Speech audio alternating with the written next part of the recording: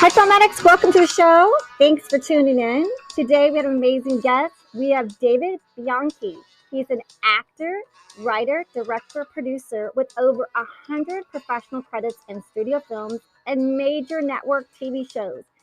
David is known for his work in Queen of the South, and currently, David is in on the show Resident Alien on Peacock. Let's welcome David to the show. Hi, David. Hey, how are you? Oh, wow. You have done so many different studio films and TV shows, over 100. How do you have time to do all that? Well, I mean, you know the old fable. I mean, Rome wasn't built in a day. You know, I got my Screen Actors Guild card in 2004, so I've been at this for a while. And can you let everyone know, because we have listeners all around the world, am I recording with you today from? Where are you in the world? Los Angeles, California, the one and only. Yeah. And I had asked you earlier, so that Bianchi, the last name, there's Italian in there somewhere. Yes, there is. Yeah. I'm Italian. I'm Italian and Afro-Brazilian. So half my family lives in Brazil. And then my father is from, he's from Eastern Pennsylvania, a small sort of Italian town in Pennsylvania. So he's first generation. So I still carry the last name Bianchi. I love that. Yes. As everyone knows by now, my mom lives half in Italy and she's Italian and she loves action films, David. So she's going to be watching your shows, just to let you know. She's going to get the Italians behind your shows. So, David, growing up, it sounds like, where did you grow up? You said, was it Philadelphia that you grew up? No, so I grew up in upstate New York. I grew up in Rochester, speaking of film, the home of Eastman Kodak.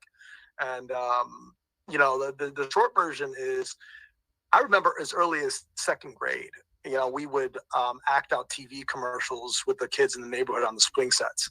And, so I was doing improvisation before I knew what improv was, and sort of being in front of an audience and performing.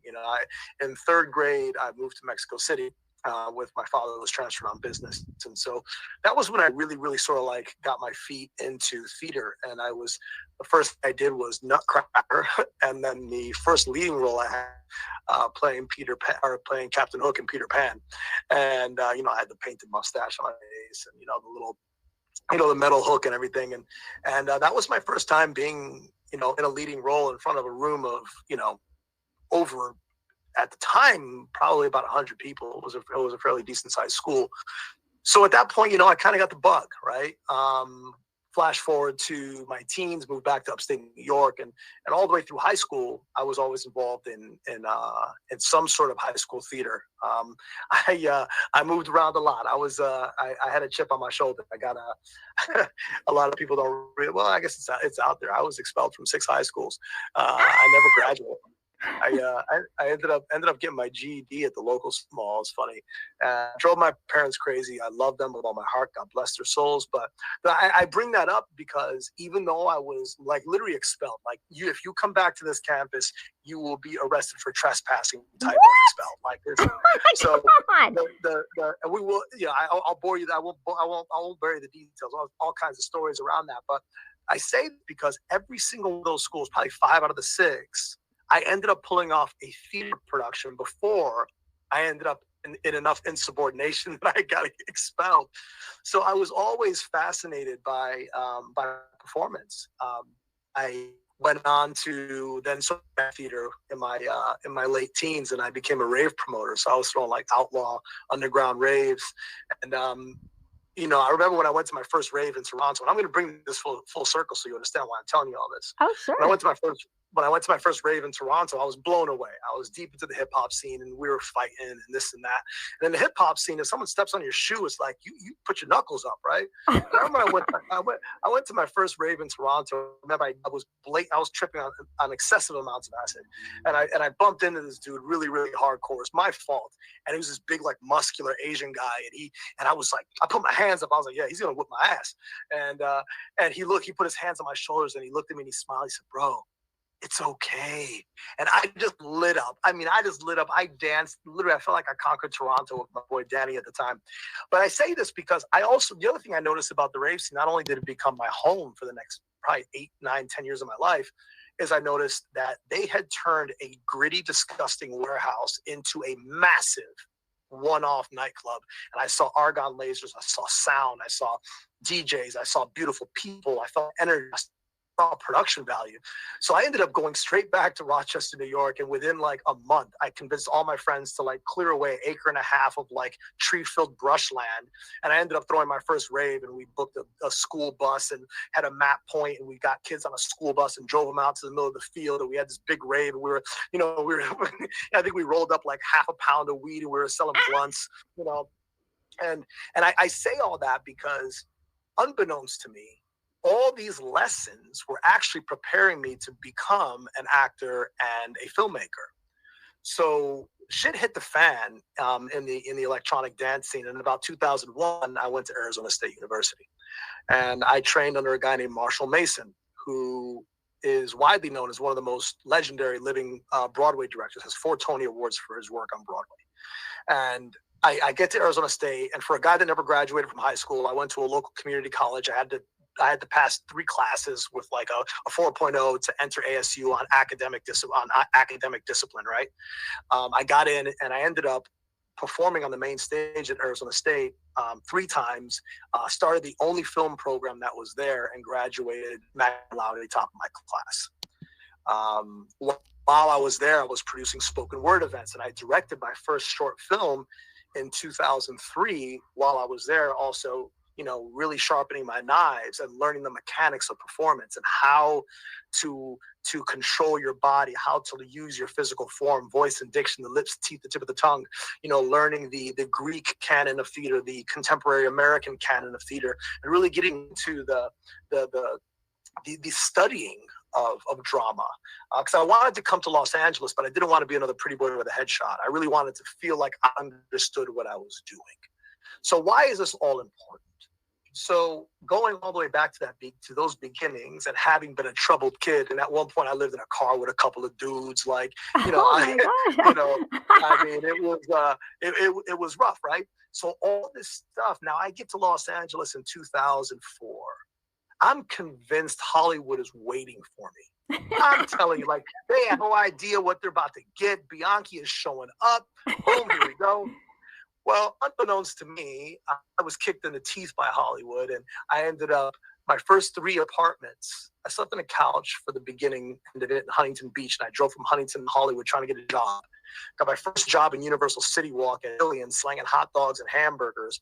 And my first 3 apartments, I had cockroaches in the kitchen. And my first real apartment, I slept on an air mattress in Silver Lake on the floor, and I would bunch up my clothes in a ball and create a pillow because I couldn't afford anything, and I put on 2 pairs of pants and 3 shirts, and I slept on an ice cold, room in Silver Lake on an air mattress. And that was my beginning. That was my introduction to what I thought Hollywood was waiting for. So say all this because if I hadn't been expelled from schools, if I hadn't been, in all kinds of, fist fights as a kid, if I hadn't lived in a car with a couple of dudes and been a petty drug dealer at points in my life, if I hadn't had these experiences, I absolutely believe that I would have left Hollywood running, because I wouldn't have been prepared for how hard it actually was. Now, when it comes to producing film, why does the rave story make sense? Because when you're producing an electronic event, you're taking an empty space and you're bringing in sound, you're bringing in lights, you're bringing in power, you're bringing in crews, you're bringing in talent. You learn how to broker deals with agencies, how to handle talent when they're flying in. You have to get teams to pick up your talent from the airport, get them to the hotel. You do a talent contract. It was teaching me how to produce film. I just didn't know it yet. Because when you produce EDM events, you're doing all the things that you do when you produce film, except you're doing it for a one-off event. Whereas in film, you're doing it for anywhere from, a few days if it's a short, all the way up to 60 days if it's a feature, or even longer, depending on how big your show is. Wow, So that's amazing. You got expelled from school, but you became magna cum laude. You started cutting your teeth without knowing that you were becoming a film producer by doing these raves. And then, so what was the turnaround that you started booking? Like, how'd you get an agent, or how'd you go from like living on the air mattress in Silver Lake to getting an agent and start booking some acting roles? What was the turnaround? That was a great question. So while I was at Arizona State, like I knew, so part of the reason why I wanted to go to Arizona State was my folks had a house out there. So I was trying to get in-state tuition rates, right? But I knew I wanted to bridge the gap, Los Angeles, 45-minute flight from Arizona to LA. And so while I was there, I was hustling. I got an agent in Scottsdale. And then I think I booked my first commercial for Subway that I still have footage of in 2002 when I was in Arizona. So I was able to use that relationship from that agency in Arizona to get me my first commercial agent in Los Angeles. But let's not get it twisted. Just because you got an agent, that means fuck all. Right? You know what I mean? Like, Step in line, Clyde. Okay, cool. You're in your early 20s, you're non-union, and you got an agent and a bad headshot. Welcome to the hustle, you know? Meanwhile, you got to pay rent, dog. So, you're a waiter. I mean, I was a bartender and a waiter for 15 years in Hollywood. And I'm telling you, Marilyn, if my 36-year-old self could go back and tell my 22-year-old self that I would work in the service industry for 15 years to get to where I quote unquote want to be, I'd have been like, hell no, I'm getting my MBA. I'm leaving this nonsense. I'm not doing it, But I've always been the kind of person, to get to your question, is I always attack the island and I burn the boat. That's it. Attack the island and burn the boat. There's no way you're leaving this island. So you're either going to go back and drown, or you're going to forge the island, and you're going to take your machete and you're going to chop through that rainforest, and you're going to build a structure, and you're going to survive. And so that's how I approached Hollywood. See, I never came to Hollywood saying I was going to try to be an actor. I came to Hollywood saying I am an actor. I'm classically trained. I know what I'm doing. I'm an actor. People would say, oh, what have you done? I haven't done shit in TV, but I'm an actor. You know what? I love that, because I'm so tired of that. What have you done? Because if you're born into the business or something, or you're a friend, you can just walk on and get a role. But like, if you're trained, it's like, give those people a chance, give the people that have talent, and have studied. And now, like, if you have followers on social media, they've never been trained, they never study, and then you're back in line again. So, and that's a whole different tangent of a conversation. And I will tell you, the truth is that I thought I was ready, but the reality was I was not ready. Really? I understood how to lead a stage, but I didn't know how to lead a lens. Okay. I did, and they're very specific, detailed. They're very specific, detailed studies of how this needs to be done. Like, playing for a lens is not playing for the balcony of seats. It's very, very different. Two very different disciplines, different styles of performance. I also emotionally and spiritually wasn't ready for success. I was drinking like an animal. I was still chopping drugs on the weekend. Like, I was getting. What's your animal? Cougar? Wolf? I was getting crushed by Hollywood. Like, it was hard. The only place that I felt alive was on the weekends in the nightclubs in the after hours, chopping ecstasy and feeling alive on the dance floor. I'm an old school B-boy, being in the rave scene. Like, that's what I felt alive, because in Hollywood, I was a waiter, and I was a waiter getting stiffed on tips. I could barely make it. I had a headshot. I had an agent that was barely getting me auditions. I was doing extra work every single opportunity that I had. So it's a really hard existence when you come from being classically trained at a Division I school, magna cum laude, to suddenly being emasculated city that doesn't give a shit about you, and your dreams are getting crushed like granite. So you need something to fulfill that space. And having been a spoken word poet, I started out as a battle rapper in upstate New York many years before that. I got into spoken word slam poetry while I was in Arizona. And so when people come to LA, I always advise them, you need to have something to get you through the in-betweens. Some actors have the stand-up comedy scene. Some actors have groundlings, and they have Second City, and they have improv. For me, it was the open mic and spoken word poetry. I always had a place where I could perform in front of an audience and release and feel purpose and feel alive and tell my story through a mic, and I could captivate an audience, right? That's the stuff that got me out of bed on Monday when I felt, emotionally punished by the restaurant business, while I felt emotionally punished by The Hangover or the casting director workshops that I couldn't afford, or all the things that were going on, having to do extra work in the hopes I could be on that side of the camera, being fed as a non-union actor because I didn't have my SAG card yet, So you need purpose. That's the stuff that kept me alive. If it wasn't for that open mic, I just don't think I would have made it. So I got my SAG card doing extra work in 2004. I did extra work for 3 years just to make ends meet. And I think I booked my first commercial around there, and I got my first speaking role on a show called General Hospital. And I remember I was working at Robert De Niro's restaurant, a restaurant called Ago. I was a bartender there. Oh, nice. And I was so excited. I was like, I was telling everybody, like, I booked General Hospital. And everybody that worked there was an actor. And they're like, congratulations. Good on, like, people really, like, put wind in my sails. And I was so excited to get on that set. I'm telling you, I couldn't wait. I was, like, chomping at the bit to see my bit. And guess what? I had 3 lines. They shot me 3 lines on camera. I watched the episode. I had 1 line, and it was off camera. They didn't even cover me on the fucking final cut. I didn't even make the show.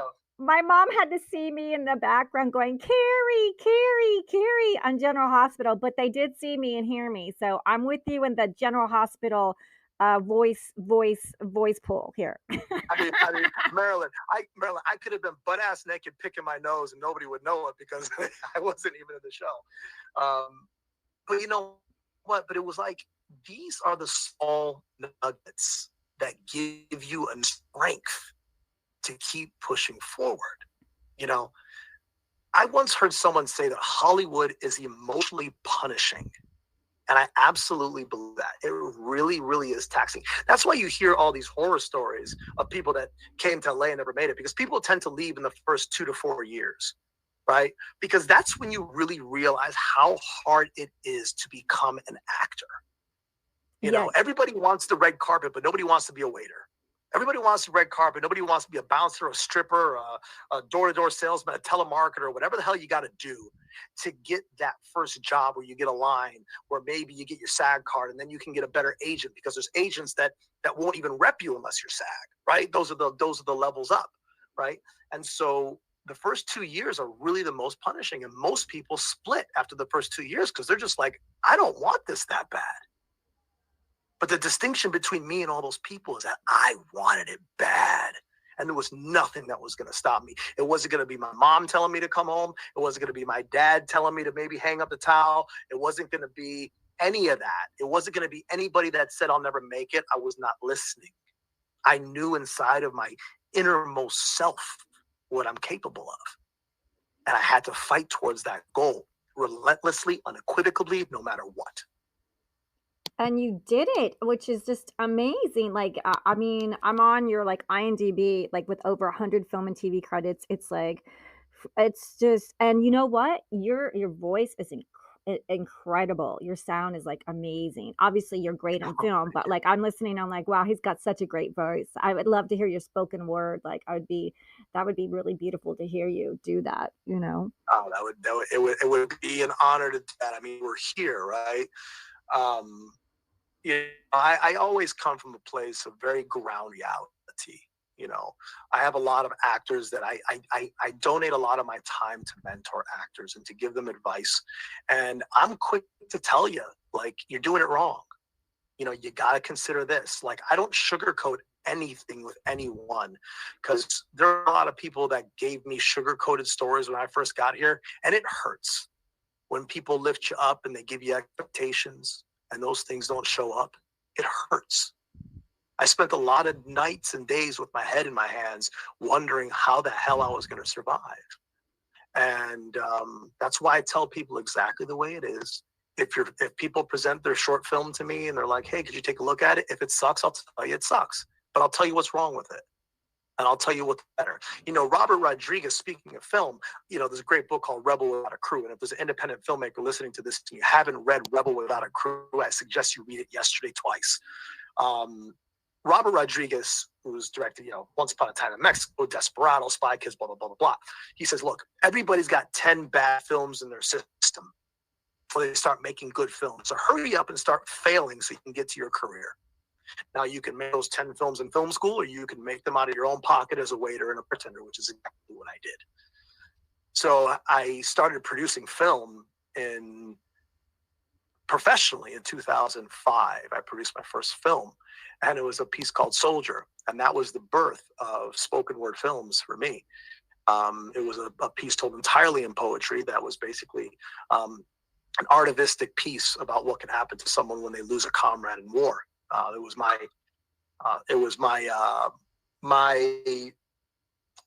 outcry against the Bush administration's occupation of Iraq. And that film ended up getting directed by a guy in Chicago, and it played 16 festivals, did really, really well, got lots of critical acclaim. We sold out the screening, and I was like, holy shit, this is it. This gave me purpose. I was able to suddenly use all these skills of bringing people together in my gift of gab and convincing people that we could do something exciting. And we did. And that was the cinema. Spoken word cinema, which is now something I hold the trademark to, and is one of the most important reasons why I've blown up an NFT film, and that's a broader conversation that we could probably have later. But I'd be happy to do some poetry for you. I mean, it's who I am. It's what I do. Oh, that's amazing. Can you share with, where you got your first film that you did, it sounds amazing about the soldier and spoken word. Were you also like, is that when you want to share a little bit how you got like your reoccurring on Queen of the South on Netflix, or your Tyler Perry's Ruthless, or your HBO's Westworld, or MacGyver, or what do you, you got a lot, you got a lot. Yeah, I've done a lot. I've done a lot, and you're leaning on some great shows, and I have had the opportunity to share the screen with some incredible actors.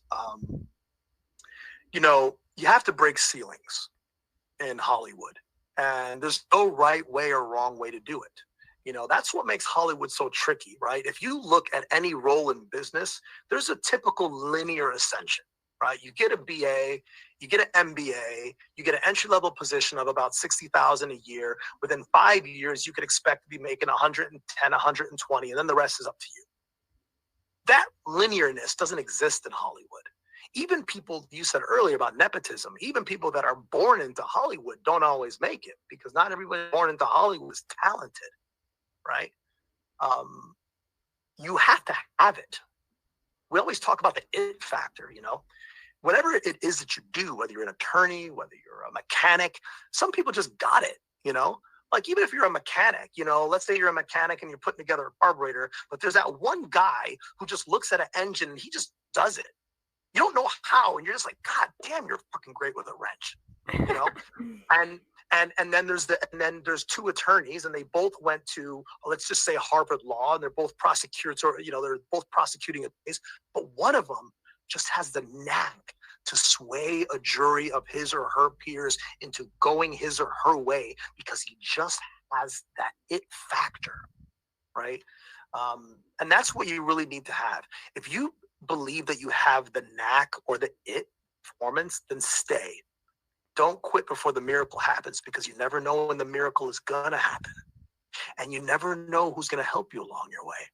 But if there's a piece of you that even believes that you don't have what it takes, please save yourself the pain. Go back to Ohio where the rent's cheap. Get a house for $200 grand. Get a dog. Have 2.5 kids. Live the American dream and take it easy. Because I tell it like it is. I've probably had more agents and managers than I can count fingers and toes. And some of them, I don't even remember their names anymore. And I've always said, and I'm getting to your question about these roles, I've always said that when I win my first major award, I don't want to thank the agents and the managers. I want to thank the copy shop. I want to thank the pizza guy. I want to thank the bar manager, the restaurant manager. I want to thank the girlfriends that loved me when I was broke. I want to thank the car that didn't break down. I want to thank the Thomas guide. I want to thank, the computer that didn't quit out on me. That's what I want to thank, right? Because when you get to that major award level and you're rep by WME, CAA, Gersh, Paradigm, you name it, these folks are grabbing onto you because of the work that you're coming into the door with, right? That's the double-edged sword. And of course, you thank them on the second award, but my first one is going to be solely to the service industry. I remember booking Southland, and I think that was the first time that I really felt like I had done something explosive in television. It was directed by Regina King, the episode. I walked into the room, and there was a producer's callback, and I owned the character. I was the guy. I carried the swag of this sort of offbeat detective, as it were. And I remember seeing Regina in the room and looking at her, and she looked at me and she greeted me with so much kindness, or her eyes spoke kindness, and we exchanged a couple pleasantries and went into the scene. I knew I landed. I knew I booked it. And I remember meeting her on set when we shot it. And she said, David, the reason I booked you on this job is because you were the guy. You walked in the room as the guy. You had the confidence and the swagger that this guy needed. And you walked into a room of me and, I think it was three producers, a director, and, and a couple casting people, 8 or 9 people in the room. And none of it, and I wasn't swayed. I was on task. And that's important. That degree of focus is important. Because people aren't just looking at you, can you deliver the lines? They're looking for a degree of focus, because all this stuff is telling. Like when I cast things, I'm not just looking for performance. I'm looking for how do you enter, how do you leave the room? And when it comes to self-tapes, how are you preparing your self-tapes? How are you lighting your self-tapes? What do your self-tapes sound like? How seriously do you take your brand? Because if I see a really well-executed self-tape and a great performance, that tells me that actor really cares about their brand, is probably going to be on time and never be late, is going to know their lines, and is going to be ready to be a part of the process. So you're looking for everything. And I hope that that's decent advice for any actors out there, that you want to have your work in your muscle memory, have it in your muscle memory. As far as the shows are concerned, I will tell you this. I spent a lot of years getting in my own way, Marilyn. What do I mean by that? I escaped my pain, and I escaped my anxiety, and I escaped the quote-unquote lack of success through drugs and alcohol for a long time in Hollywood. And about 10 years ago or so, I realized that it was a problem. And now I'm grateful to say that I'm now for 5 years since I've had a drink or any mood-altering substance. Oh, congratulations. And thank you. And it's the most important thing that I ever could have done for my creative persona. It's unequivocal that all the success that I am experiencing right now is a direct result of me getting out of my own way. Now, I don't know who I'm talking to in the audience and who might need to hear this message, because artists, we're a very bohemian bunch. But many times we as artists, whether it's drugs or alcohol, whether it's your ego, whether it's your personality, whether it's your judgment of people, whether it's your lack of business discipline, you can get in your own way and you lose opportunities and you don't even realize it. And I lost countless opportunities, and I still can't count them because I don't know which ones I lost, because I was too busy worrying about where I was going to go party and who I was going to sleep with, and where the after hours was, and don't you know who I think I am, kind of stuff. Wow. And now I live from a place of abundance and spirituality and being of service to people and trying to do the best that I can to show up and be a part of the process. And it isn't about me. It's just about, being a spoke in the wheel, being part of a creative engine. And sure, when the cameras land on me, then it's my job to fulfill that moment. But once the cameras are off me, I keep it chill, I stay out of the way, and I just stay focused. That's the place where I come from now. As a result of that abundance, now I'm doing the shows that you just described, right? Westworld, 14 episodes of Ruthless with Mr. Tyler Perry. Now on a recurring guest star on Peacock and Resident Alien and Sci-Fi. Just shot a top of show guest star on Criminal Minds and MacGyver, and and the list goes on and on. Queen of the South. I shot Queen of the South. Let's go back to let's invite you back to part 2. So come back for part 2 with David, because we've got so much more to talk about. Everyone come back to part 2. We'll see you in part 2 with David. Be right back.